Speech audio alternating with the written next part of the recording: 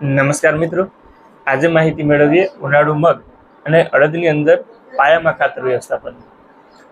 ઉનાળુ મગ અને અડદ માટે યુનિવર્સિટીએ 20 કિલો નાઇટ્રોજન અને 40 કિલો ફોસ્ફરસની ભલામણ કરેલી છે.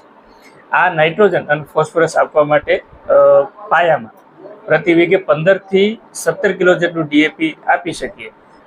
એ સિવાય ડીએપીના અથવામાં જો આપણે વાપરવું હોય તો સિંગલ સુપર ફોસ્ફેટ છે એ પ્રતિ વીઘે 40 કિલો અને એની સાથે 7 કિલો જેટલું યુરિયા આપણે પ્રતિ વીઘે વાપરી શકીએ. અને યુરિયા ન વાપરવું હોય તો 16 કિલો જેટલું એમોનિયમ સલ્ફેટ પણ વાપરી શકીએ.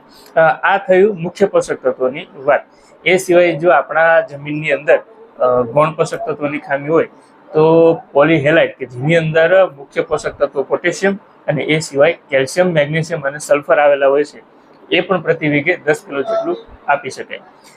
આની સાથે સાથે આપણે માઇકોરાઇઝા કે જે દાણાદાર સ્વરૂપમાં આવે છે એ પણ પ્રતિ વીઘે 2 કિલો જેટલું પાયામાં આ રાસાયણિક ખાતરો સાથે ભેળવી અને જો આપી દેવામાં આવે તો એના પણ ખૂબ સારા પરિણામ આપણને મળી શકે છે.